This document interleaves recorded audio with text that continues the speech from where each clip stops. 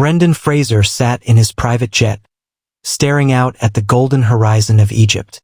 It had been over 2 decades since he last set foot in the land that changed his life. The sands of time had shifted, and so had he. Back in the late 90s, when The Mummy was filmed, he was at the peak of his career. A Hollywood icon who embodied adventure, wit, and charm. But as the years passed, Fraser had endured personal hardships, injuries, and a retreat from the limelight. Now he was back. A group of filmmakers had convinced him to return to Egypt for a documentary. A nostalgic revisit to the legendary locations where The Mummy and The Mummy Returns were shot.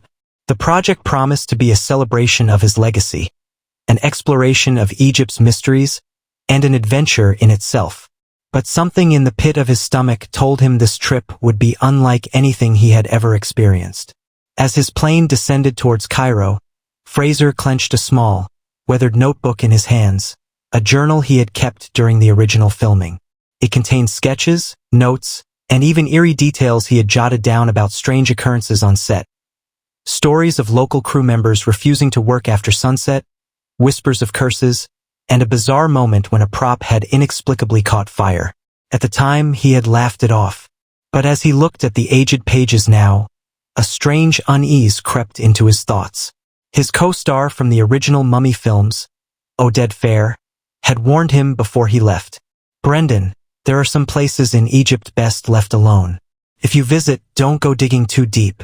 Fraser had laughed it off, responding in true Rick O'Connell fashion. What's the worst that could happen? Another mummy chase. But as the wheels of his plane touched down in Cairo, he had no idea that this time, the danger wouldn't be scripted. Brendan Fraser stepped off the plane, greeted by the dry Egyptian heat.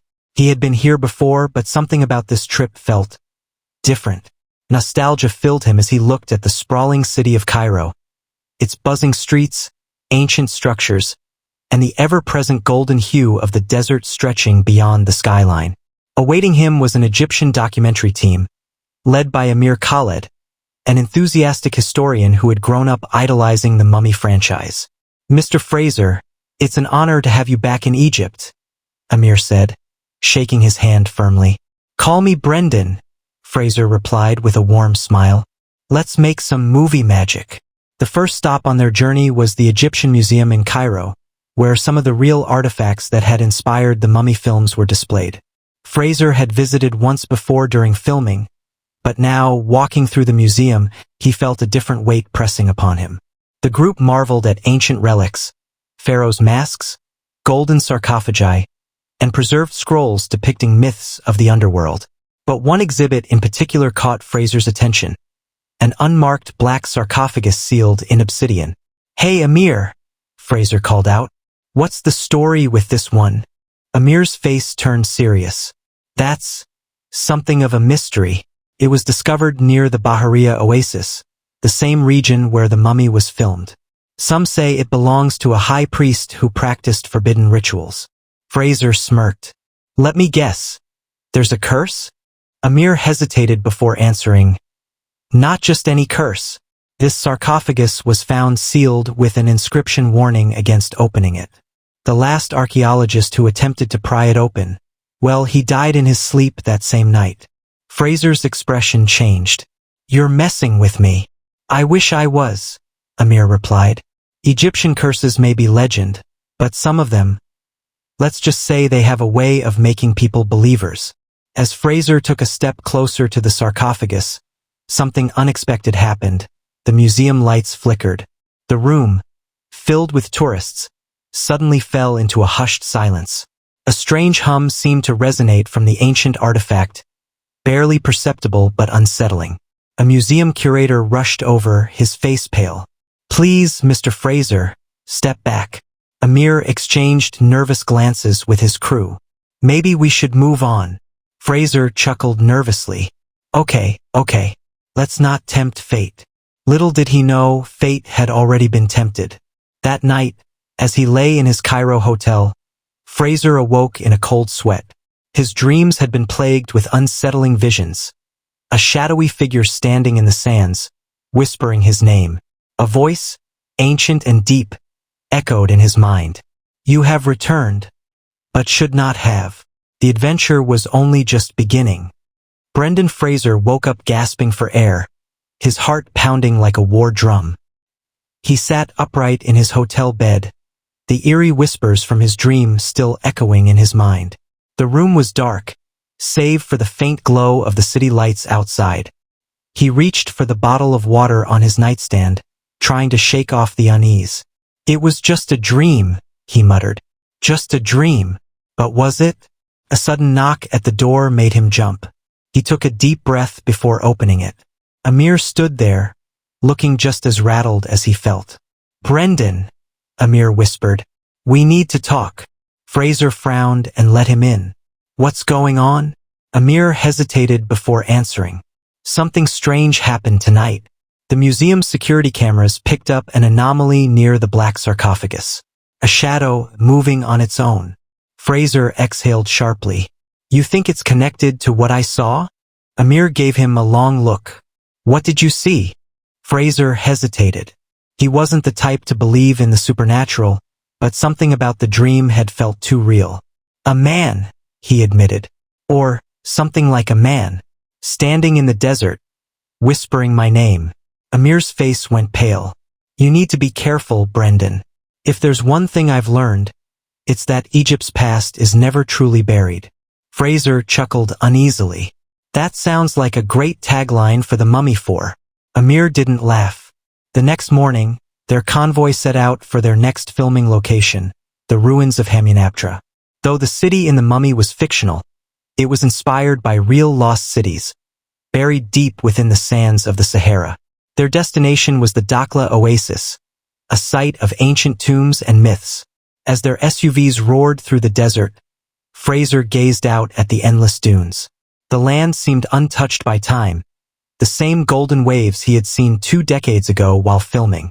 Feels like coming home, he murmured.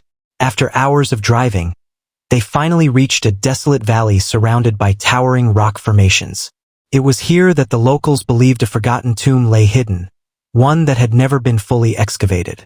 As soon as Fraser stepped onto the sand, a strange sensation washed over him.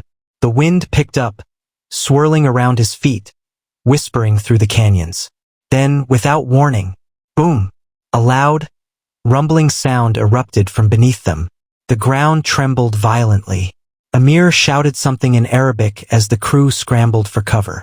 Fraser barely had time to react before the sand beneath him gave way, and he was falling into darkness. Brendan Fraser's body plummeted into the darkness, his screams swallowed by the earth. A moment later, thud! He hit solid ground, pain jolting through his limbs. He groaned, rolling onto his back, coughing up dust. Above him, the gaping hole he had fallen through seemed impossibly far away, the sunlight barely reaching the depths of the cavern he was now trapped in. The muffled voices of Amir and the crew echoed from above. Brendan, are you okay? Amir shouted. Fraser sat up, wincing. Define okay, he called back. I think I just relived every stunt I ever did in the Mummy. Amir's voice was tense. Hold on, we're getting ropes. Fraser exhaled, rubbing his sore shoulder. As his eyes adjusted to the dim light, he realized he wasn't in just any cave. He was inside an ancient underground chamber. Carvings covered the stone walls, hieroglyphics so old they were barely legible. At the center of the chamber stood an obsidian obelisk, smooth and untouched by time. Unlike the surrounding sandstone, this structure seemed to absorb light rather than reflect it. Fraser's breath hitched.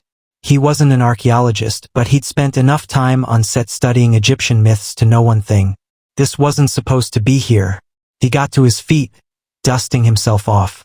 The air inside the chamber was heavy, thick with a scent that was neither decay nor age, but something foreign. Then he heard it. A whisper. Not from above, not from Amir or the crew, but from behind him. He spun around. The chamber was empty. Another whisper, this time closer. The words were unintelligible, but the voice was unmistakably human. Fraser's pulse pounded. Hello?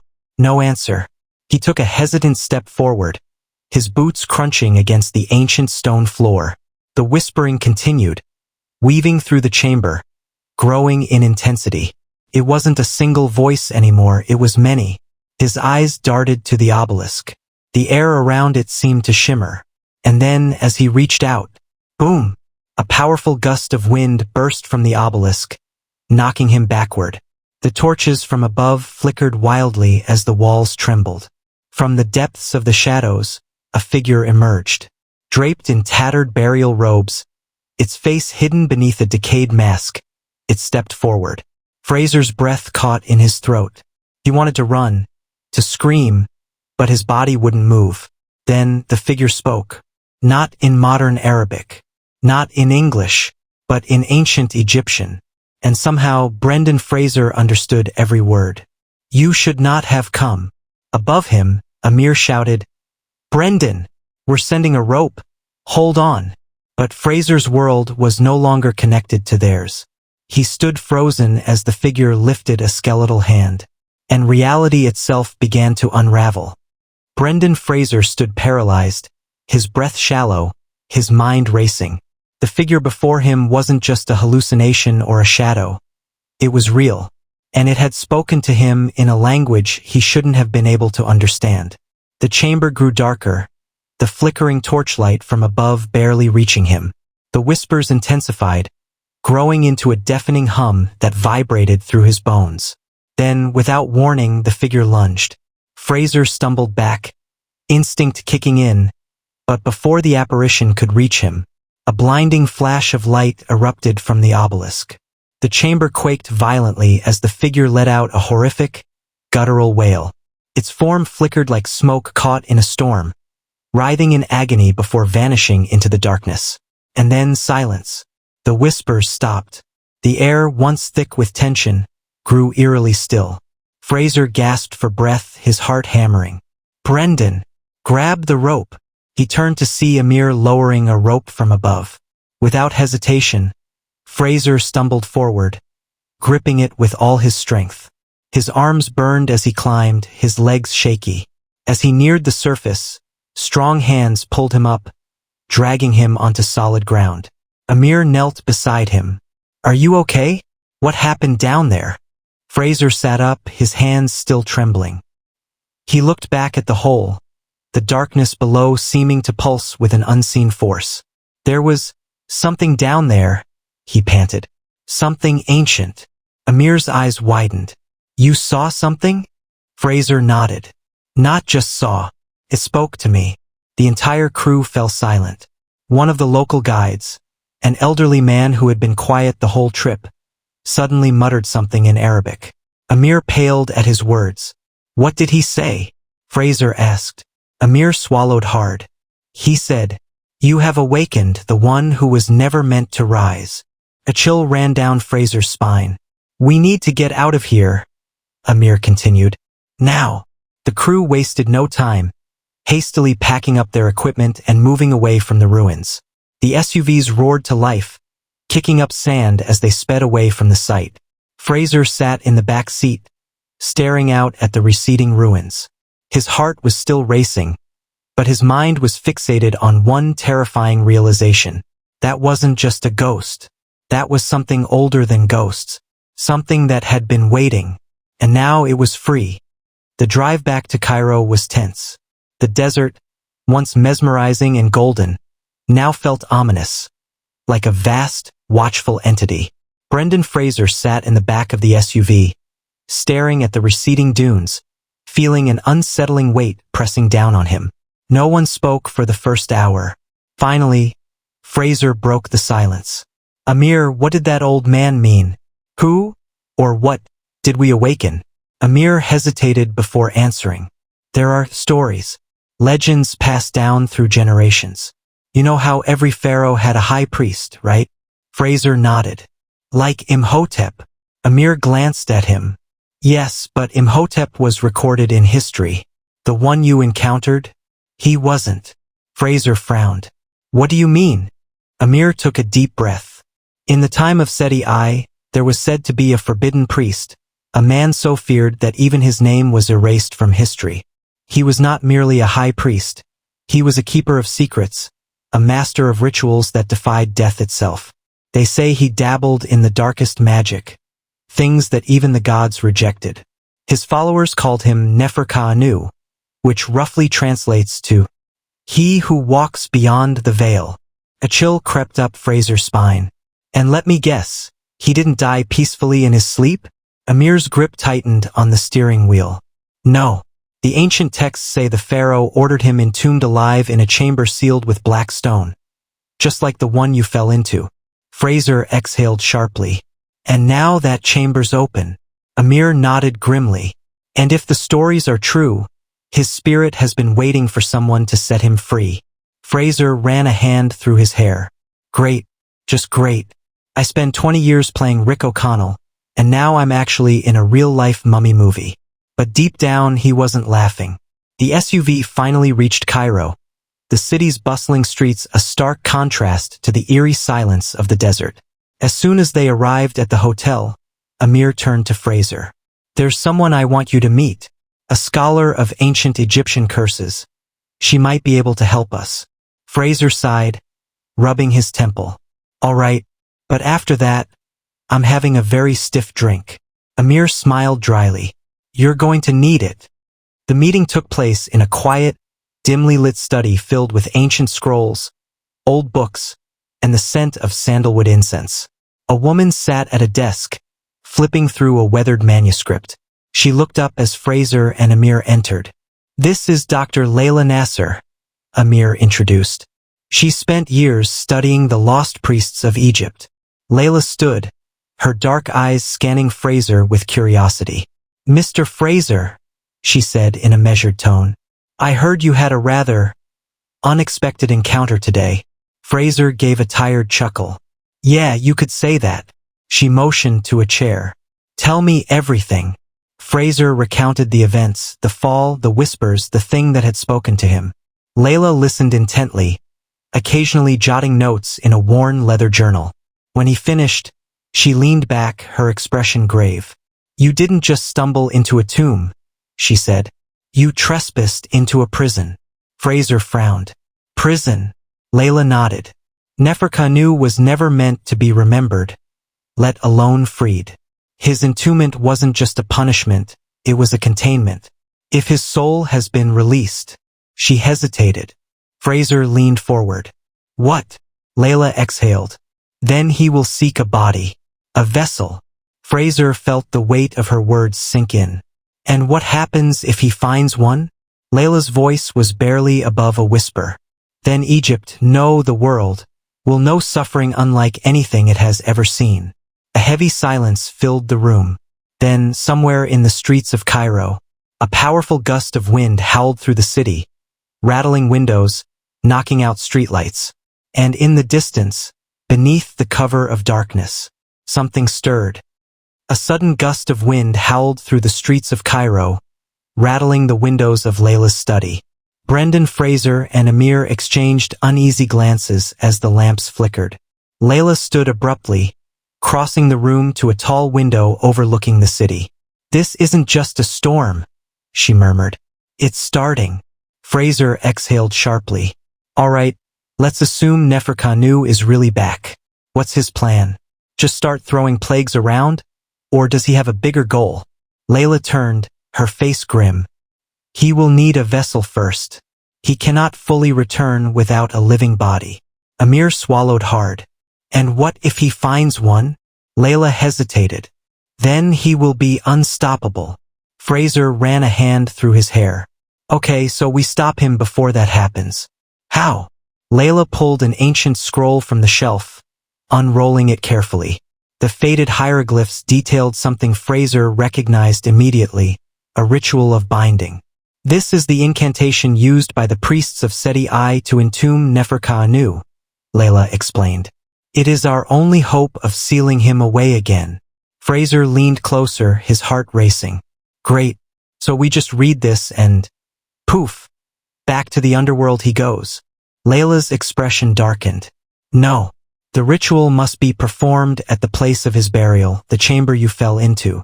And there's a catch. Fraser chuckled dryly. There's always a catch. Layla nodded. Whoever performs the ritual must stand before him, reciting the incantation in its entirety. If they fail, they will be consumed. Fraser exhaled. Yeah, that sounds about right. Amir shook his head. But the tomb collapsed. How do we even get back inside? Layla looked at them both. We don't need to. She placed a weathered map on the table, pointing to a spot just outside the original ruins. There is another way in. Under the cover of night, Fraser, Amir, and Layla traveled back into the desert. The roar of their jeep lost in the endless sea of sand. They stopped just before the ruins. The place was different now, eerily quiet. No wind, no movement, just a suffocating silence. Layla pointed to a rock formation at the base of a dune. There, the priests built a hidden entrance in case the burial site ever needed to be sealed permanently. The three of them moved carefully, descending into an ancient passageway carved into the stone. The air was thick, musty with the scent of centuries-old decay. Torches flickered as they stepped deeper inside. Hieroglyphs lined the walls, warning of death beyond death. Then they reached the inner chamber. Fraser's stomach turned. The obsidian obelisk was still there, but the ground beneath it had changed. The sand looked disturbed, as if something had crawled out. Layla inhaled sharply. We're too late. Fraser clenched his fists. No, we're gonna fix this. Amir's voice trembled. Brendan, look. Fraser turned and felt his blood run cold. In the farthest corner of the chamber, the shadows shifted. Then they moved. A figure stepped forward, emerging from the darkness. Its burial robes were tattered, its skeletal form barely holding together. But its eyes, black voids of endless hunger, locked onto Fraser. And then it spoke. You have returned to me. Fraser took a step back. The voice was deep, ancient, filled with something beyond human comprehension. Layla clutched the scroll. We have to start the ritual now. But Neferkanu raised a hand, and the walls began to shake. Sand poured from the ceiling. The torches snuffed out. And the whispers returned. This time they weren't just heard, they were felt. Something else was coming. Brendan Fraser's breath caught in his throat as the chamber trembled around him. Sand poured from cracks in the ceiling, and the air grew impossibly thick, as if the desert itself had come alive. Neferkanu stood before them, his form flickering between decayed flesh and shifting shadow. His hollow eyes locked onto Fraser with something beyond hatred, recognition. You have walked my halls before, the voice rasped, ancient and cruel. You defied the sands. Fraser swallowed hard. Yeah, and I kicked a mummy's ass twice. So if you're looking for an easy fight, pal, you picked the wrong guy. Amir hissed under his breath. Brendan, maybe don't taunt the undead priest? Layla unfurled the ancient scroll, her hands shaking. We have to begin. He's still weak, but not for long. Neferkanu raised a skeletal hand, and the darkness around him swirled. The shadows on the walls detached, forming ghastly shapes. Wraiths with hollow eyes, their mouths stretching open in silent, agonized screams. The guardians of the forgotten priest had awoken. Amir pulled a small dagger from his belt. I don't think I like this part. Layla began chanting. Her voice echoed through the chamber, each syllable vibrating through the very stone itself. The wraiths recoiled slightly, their forms wavering, but Neferkanu took a single step forward. Fraser lunged, grabbing a loose torch from the floor and swinging it in an arc. Not today, buddy. The flame passed through the priest like smoke. Neferkanu smiled. With a flick of his hand, an invisible force slammed into Fraser, throwing him against the stone wall. Brendan! Amir shouted. Fraser groaned, pain exploding in his ribs. All right, fire bad. What else you got, O'Connell? Layla's voice rose in urgency as she raced through the incantation, the scroll shaking in her grip. The air around Neferkanu rippled, as if something was pulling at him. The priest hissed, his gaze snapping to Layla. He lifted his hand again, and the scroll burst into flames. Layla screamed, dropping the burning parchment. The sacred words, asterisk asterisk their only hope, asterisk asterisk turned to ash in seconds. Amir paled. I think we're in trouble. Fraser pushed himself up, coughing. His vision swam, but through the blur of sand and darkness, he saw something. The obelisk, the black stone structure, stood at the heart of the chamber, its surface untouched by the chaos around it. And then, pulsed. For the briefest moment, Fraser felt something calling to him. He didn't stop to question it. Summoning every ounce of strength, he ran. Neferkanu turned just as Fraser threw himself against the obelisk, his hands pressing into the cold, impossibly smooth surface. And then, a shockwave erupted. Blinding light burst from the obelisk, slamming into the undead priest. The chamber screamed with unearthly wails as the shadows shattered like glass. Neferkanu's body convulsed, twisting and writhing, his form flickering violently between flesh and dust. His mouth opened in a silent scream, and then he began to disintegrate. The chamber shook violently, stone crumbling, the ceiling collapsing in chunks. Amir grabbed Layla's arm. We have to go now. Fraser staggered back as the obelisk pulsed again, this time pulling in the remains of Neferkanu like a black hole. The last thing he saw was the priest's hollow eyes burning with rage, before his body was sucked into the void. Then Fraser ran. The three of them sprinted for the exit, barely making it out as the chamber collapsed behind them, burying the ancient tomb and everything inside it, forever. They emerged into the desert, gasping for breath. And then silence. The storm had vanished. The desert was still once more. Fraser collapsed onto the sand, exhaling sharply. Okay, that was officially worse than fighting the rock in CGI. Layla let out a breathless laugh, still shaken. Amir just flopped onto his back, staring at the sky. For the first time in centuries, Neferkanu was gone. And Brendan Fraser? He had saved the world. Again. The cool desert air settled around them as Brendan Fraser, Layla, and Amir lay in the sand, gasping for breath. The sky above was clear now, the chaos from minutes before erased as if it had never happened. The tomb was gone, buried beneath centuries of stone and sand. Fraser let out a deep sigh. Okay, that was new. Layla sat up, brushing dust from her face. New. She let out a shaky laugh. You just survived a battle with an ancient, undead high priest. You think that happens often? Fraser grinned, despite the ache in his ribs. You'd be surprised. Amir was still staring at the sky. I am never going near ruins again. They sat there for a few more moments, their adrenaline slowly fading. But Fraser couldn't shake the feeling in his gut, the sense that something still wasn't right. He turned to Layla. Tell me something. That obelisk, it absorbed him, right? Layla nodded. It was a prison. He was never meant to be freed. Fraser hesitated. Yeah, but what happens now? Layla frowned. What do you mean? Fraser stared at the horizon. We stopped him from finding a body, but we didn't destroy him. That thing, the obelisk, is still down there. Layla's expression darkened. Amir groaned. Oh, for the love of Ra, don't tell me he can come back. Layla didn't answer immediately. Then, in a quiet voice, she said, Not unless someone finds it. Silence. Fraser exhaled. Well, let's hope no one's dumb enough to go digging. Layla gave a small, tired smile. Let's hope. But deep down, they all knew the truth. Nothing in Egypt stays buried forever. In a dimly lit study, an old man sat at his desk, peering at the contents of a weathered shipping crate.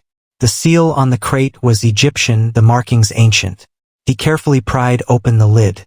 Inside, wrapped in protective silk, was a small, black stone tablet. Its surface pulsed faintly in the dark. The old man's lips curled into a smile. Well, he whispered. What secrets do you hold? As his fingers traced the carvings, the room grew colder. The candlelight flickered, and somewhere, from the depths of the stone itself, a whisper escaped. Would you like me to continue with the final part? Part 10? The curse never ends. The old man's fingers trembled as he ran them over the obsidian tablet, the ancient carvings almost breathing beneath his touch. The faint glow within the black stone pulsed rhythmically, like the slow heartbeat of something waiting. He adjusted his spectacles and leaned in, carefully examining the hieroglyphs. The markings weren't standard Egyptian script. They were older, cruder, almost forbidden. He had spent decades studying rare artifacts, but this was unlike anything he had ever seen. He reached for a magnifying glass, tilting the tablet under the candlelight. And then, the whisper came again. Soft, faint, ancient. A low breath, slithering through the room like a hidden serpent. The old man froze. His eyes darted around the dim study. The room was empty, and yet, the whisper persisted. Sech ek, ank, rek. The foreign words sent a chill up his spine. He didn't speak ancient Egyptian fluently, but he recognized enough of it. Awaken me. Give me life. His throat went dry. He turned back to the tablet, his fingers trembling slightly. Impossible, he whispered to himself. The candlelight flickered violently. Shadows lengthened. The air in the room thickened as an unseen force pressed against him. The old man's breathing quickened. No, this is just a relic. A piece of history. But deep inside he knew. This wasn't just history. It was power. A forbidden force that had been locked away, waiting for someone foolish enough to break the seal. And he was that fool. With a shaking hand, he reached for his notebook and began jotting down translations. His mind was racing, thoughts tangled between scholarly fascination and deep, primal fear. The words etched themselves into his mind as he read them aloud, his voice barely above a whisper. Nefer Ka-anu, Rek, Ank. Then, the candlelight snapped out. The entire room was plunged into darkness. The old man's breath caught. His heart thundered in his chest. He fumbled blindly, reaching for a match. A cold wind swept through the room. Then, a presence. Standing behind him, a shadow loomed, stretching across the study walls, growing taller. And then, a voice. Deep, hollow, hungry. You have called me back. The old man turned just in time to see something move. The last thing he heard was his own scream. Cairo 2 days later. Brendan Fraser stood on the hotel balcony, sipping his coffee, watching the sun rise over Cairo. The city was already alive with movement, vendors setting up shop, the scent of spices drifting through the air. For the first time in a while he felt peaceful. It had been weeks since the nightmare in the desert, and he was still processing everything that had happened. Layla had returned to her university to study the surviving records of Nefer Ka-anu. Amir had sworn off archaeology for good, deciding to stick to less dangerous forms of historical preservation. As for Fraser, he had survived. For a man who had spent years playing a hero in adventure films, he never thought he'd actually live through a real-life one. He took another sip of coffee, exhaling. And then, his phone buzzed. A message from Layla. Brendan, we have a problem. There's been an incident in London. A museum curator was found dead. His body twisted, almost mummified. And the security footage. The lights flickered. Then a shadow moved. And before he died, the last thing he wrote in his notebook was a name. Fraser's grip tightened around his phone as he read the final words Layla had typed. Nefer Ka-anu. The coffee cup in his hand suddenly didn't feel so warm anymore. He exhaled sharply, muttering to himself. Guess retirement's gonna have to wait. And somewhere, across the sea, something laughed in the dark.